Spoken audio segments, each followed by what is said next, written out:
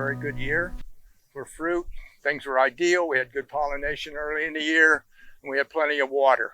And that's what pawpaws like, is a lot of water. They don't like standing water, but they like good rainfall and intermittent watering when needed. You need 2 minimum. Otherwise, if you plant one, you'll have a real nice ornamental, but you're not going to get probably any fruit. Although there are a couple varieties or cultivars that are thought to be at least partially self-fertile, but mostly they're all dependent upon cross-pollination, and they have to be different, not just 2 different trees, but 2 different cultivars. Here again, if you have one cultivar or 2 of one cultivar, you essentially just have one set of genetics, and so you've got to have 2 different ones. This is a Shenandoah, this variety, this tree here. This tree's only been in the ground 5 years.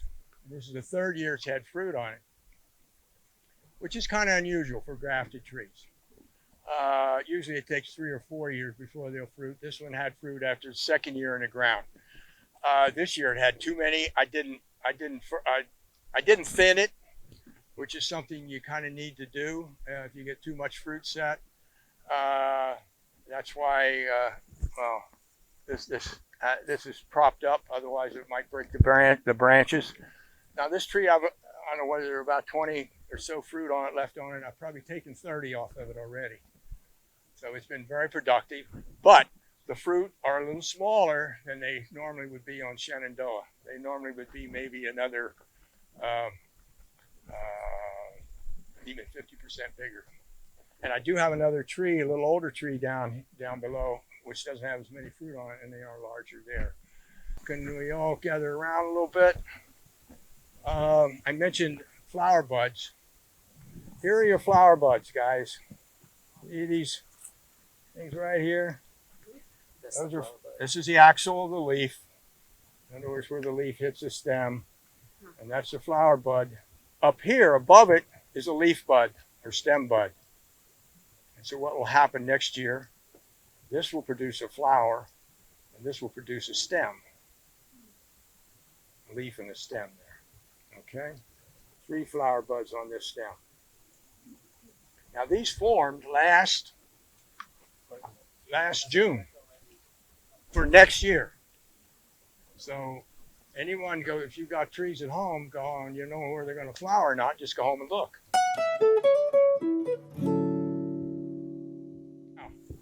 We take this same example since we're here. I mentioned Cyanwood. If I want to graft use this for grafting next year, I would come in and cut this right about here. Of course, there'd be no leaves on it. The flower buds would be on it, but you just take this, cut it in late February. Preferably, the book says at least you should have at least a day or 2 of above freezing temperatures for a couple of days before you take Cyanwood. I've done it both ways, and I don't know that it really makes a whole lot of difference. But you don't want to do it in January when it's down to 0. But fluctuating, freezing, non-freezing is probably okay. Anyway, cut that off, put it in a plastic bag, and put it in the refrigerator. And that's where it's stored, and that's what's used for grafting. If I was going to graft, let's say I cut it here. First of all, I wouldn't like this stem because I don't like to cut off with the flower buds. There's a vegetative bud in there, and if you just take that bud off, take the flower bud off, you can use that for grafting also. I prefer not to have the flower bud there. I think it's maybe just you get a little faster reaction.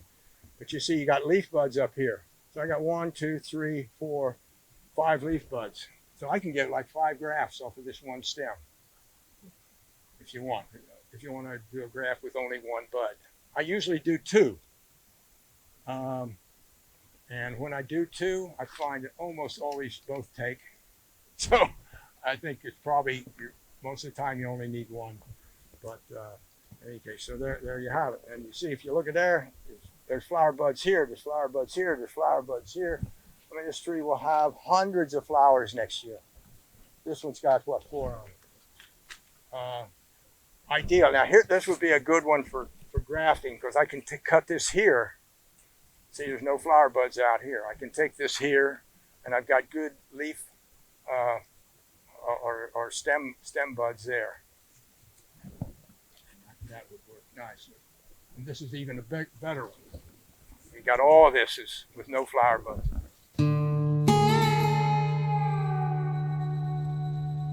Flies primarily your pollinate?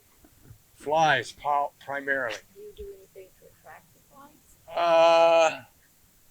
I put horse manure around the trees, and I think the horse manure does help. We'll put that out. I've got it stacked right now, composting, and probably in February I'll be moving it around the trees. I think that helps. The books say you can hang rotting meat in the trees. I don't know about that. I've tried deer carcasses, leftover deer carcasses here. I don't know whether it helped or not. I think it just seems like some years there's more flies than others. This past year was excellent. I did hand pollinate some also. That's probably why this tree behind Tony here is had too many fruits on it. I hand pollinated. I was like, oh, I got to make sure Shenandoah has fruit. Well, I ended up with 100 fruit on it. You know? What did you do to Yeah, to hand pollinate, usually in the spring, I hold a whole seminar on that here. But to hand pollinate very easily, you take a very tiny little artist brush, and you take pollen from when the pollen is ripe from one plant, one cultivar, and I actually scrape it off into I use a shot glass, which will just hold under the flower, scrape off pollen off of a bunch of them, let's say off of this tree, and then I'll go over to this tree over here and take my brush and dab. Look for the ripe females. Remember, those are the green flowers. Don't do it the other way around. You got to take the pollen from the maroon flowers, the mature flowers, to the immature green flowers. It works pretty well. This is Rebecca's Gold. This is a really nice tree, and it's got nice fruit on it. About 90% of the fruit is gone already on this. About 4 or 5 days ago, this fruit just all of a sudden started ripening. I was literally carried, must have been 6 or 8 buckets of fruit in twice a day here for a day or two. Birds don't seem to bother, no.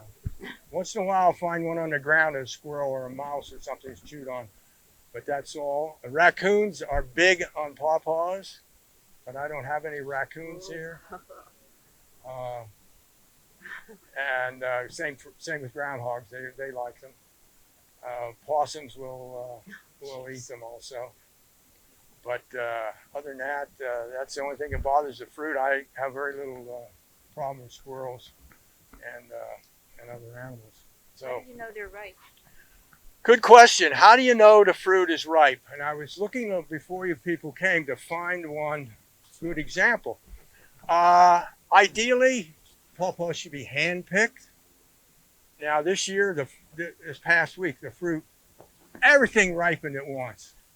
I literally came out here in the ground with fruit all over the place, and I was picking it up 2 or 3 times a day, just for a day or two, and that's over. Now I'm looking for one that's kind of ripe, but how do you do it? You approach the fruit and you feel it, and these feel real hard. You can feel that if you like. Those are not ripe quite yet.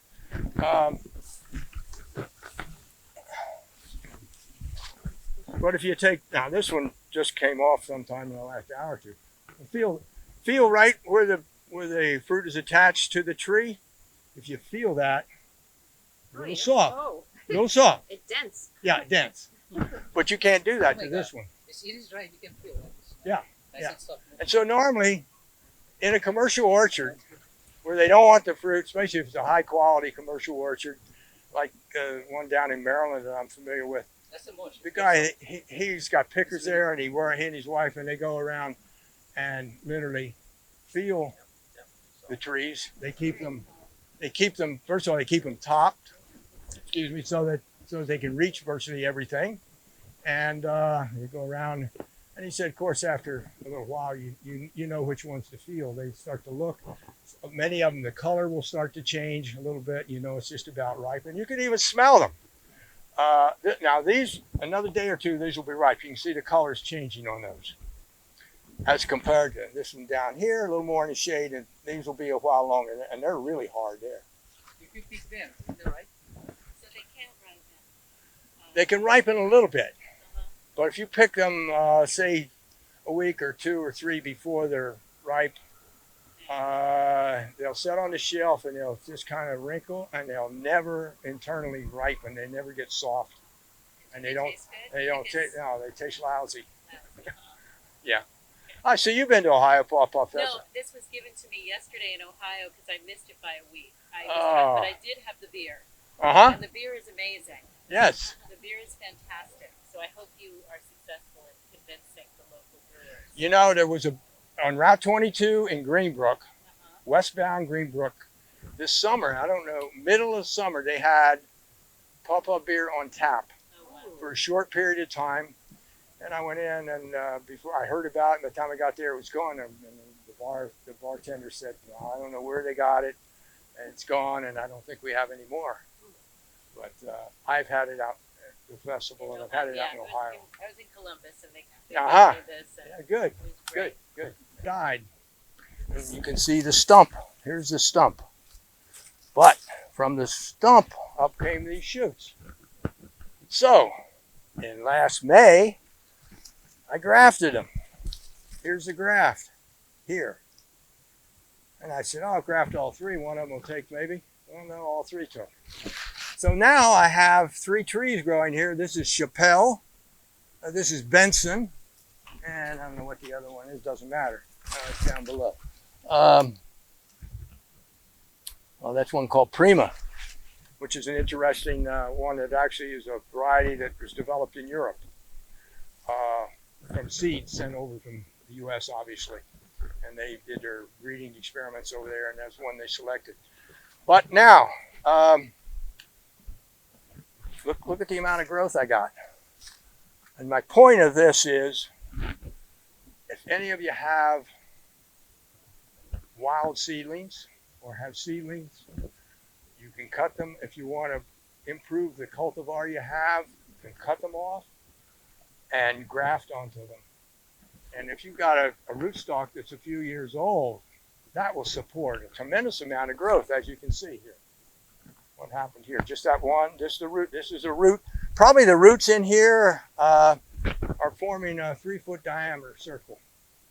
And so all that energy coming out of the roots, boom. Look here, I got trees that are 3-4 foot of growth on it. And there are 3 different varieties. I'll probably just let them grow together. Why not? And they'll certainly cross-pollinate there. Because one of the other characteristics of pawpaws is that they tend to put up a lot of root suckers. And you can graft onto the root suckers. Remember, a root sucker, you can have a grafted tree, for example, Shenandoah. But if it puts up a root sucker, it's a sucker from the rootstock, not Shenandoah. So you don't know what you've got. But if we come on this way,